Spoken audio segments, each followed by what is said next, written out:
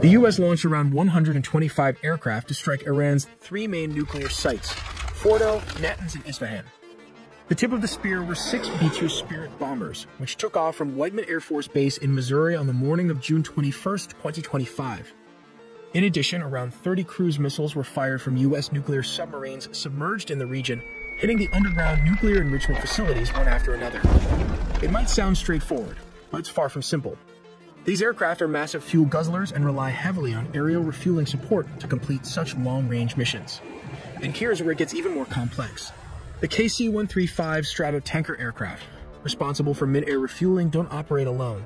They require protection provided by F-A-18 electronic warfare squadrons that escort the tankers and also help shield the B-2 bombers from detection and attack. More detail all in the video ahead.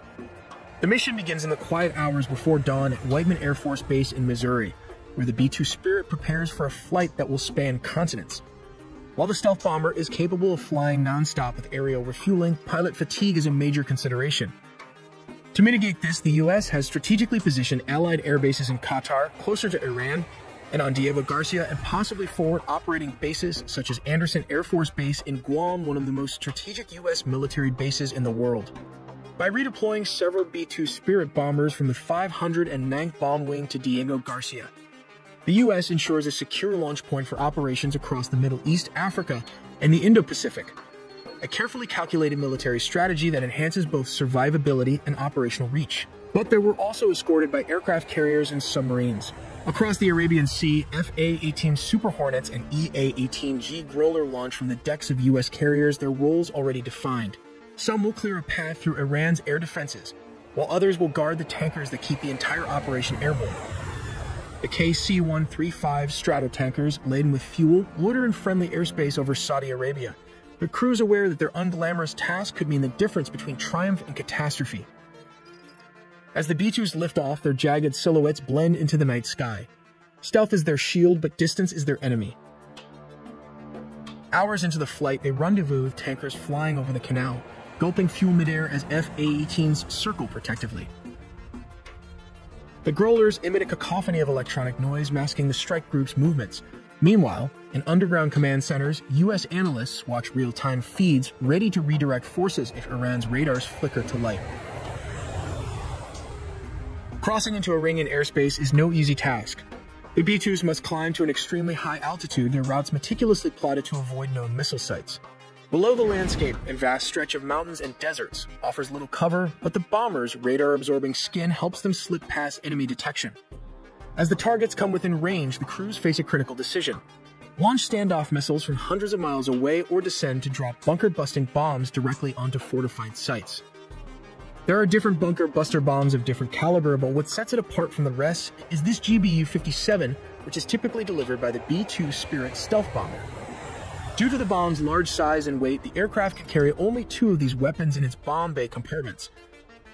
While it lacks thrusters, the weapon is equipped with 4 active lattice fins and a precision guidance system that enables it to glide accurately to its target using military-grade GPS.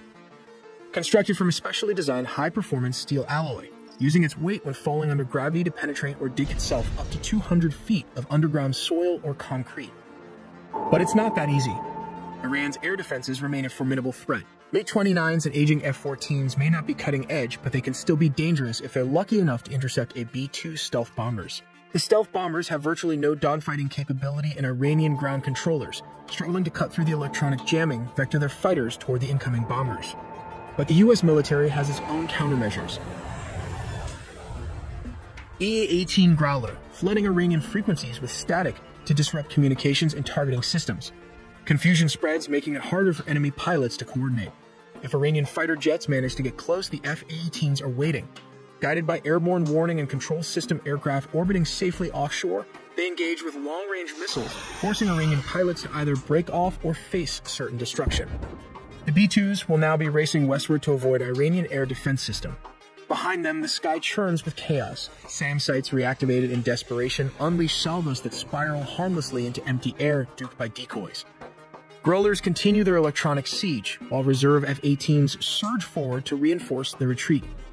Over Iraq, the bombers meet tankers again, gulping fuel as F-22 Raptors join the escort, their sensors scanning for threats the Iranians might yet muster. Let's take a look at how this works. Step 1. The bomb deployment platform. As previously mentioned, a B-2 stealth bomber flies at a very high altitude. When the aircraft reaches the designated location and the conditions are optimal, it releases the weapon. The bomb is designed for precision, and the deployment height plays a crucial role in its trajectory and effectiveness. Then step 2 comes the targeting precision. The bomb is outfitted with advanced guidance technology, including GPS and inertial navigation systems, which are military-grade satellites. Then comes step 3, that is adjusting the trajectory. The guidance information and data is then transmitted to the bomb's 4-lattice motors fins located at the rear. These fins can move and adjust in real time, allowing the bomb to correct its course as it descends under the force of gravity. These adjustments are essential because the weapon does not have thrusters to change its trajectory. Instead, it relies on the movement of these fins and a high-altitude drop to control its flight path. This is why the bomb must be deployed from a very high altitude so it has enough time and distance to adjust its trajectory accurately. Here comes the most difficult part, that is step 4, impact and penetration. The bomb, known as the Massive Ordnance Penetrator, weighs approximately 30,000 pounds, which is around 14,000 kilograms. When it reaches its target, it strikes with immense force, designed to penetrate deep into hardened structures, such as bunkers. The energy upon impact allows the bomb to bury itself over 200 feet into reinforced concrete, ensuring it delivers its payload precisely where it is intended for maximum effect. Finally, step 5 involves the tricky part of arming the weapon. It was installed with 2 SDB fuses. Double fuses are required as a backup. The first is for G-sensing and the second is the time delay fuse. Why the redesign was necessary, it was to ensure that the bomb could strike facilities buried beneath significant layers of hardened material. For this reason, the fuses are placed at the rear of the bomb to prevent them from being damaged. Once the time delay or the G-sensing fuse reaches its destination, it can blow up, creating a mini earthquake that can bury bunkers and 20-story buildings inside them. Let's take a look at why Israel has been bombarding Iran's nuclear sites since June 13, 2025, yet has failed to penetrate them, and why the US had to bring in B-2 Spirit bombers to take out these heavily fortified bunkers. These nuclear facilities aren't just hidden, they're buried under layers of reinforced concrete and soil designed specifically to withstand most conventional attacks. Israel has been using its own bunker buster bombs, but they were only able to destroy the ventilation shafts. These weapons have not been able to fully penetrate Iran's most fortified underground nuclear sites. The aim is to chip away at the defenses layer by layer.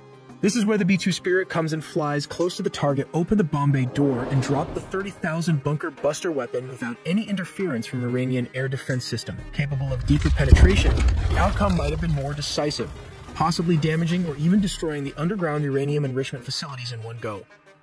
As stated, the US wants primary goal is to cripple Iran's nuclear program by hitting its most critical enrichment sites, specifically Fordow, Natanz, and Isfahan. Take Natanz, for example.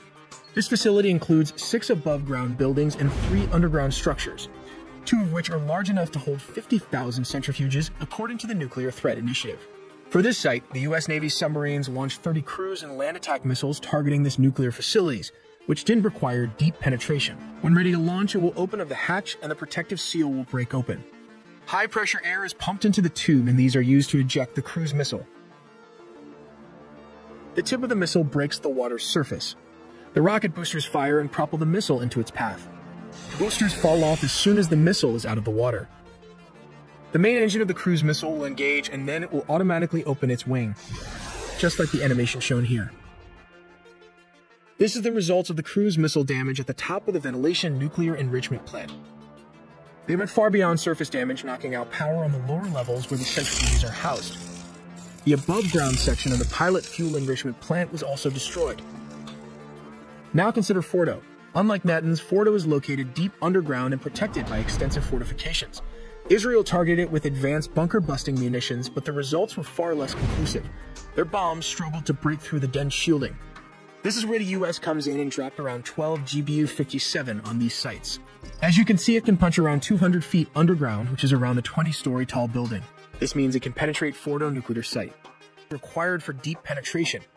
This heavy, compact design enables it to break through over 200 feet of reinforced concrete, destroying Fordow nuclear enrichment facility.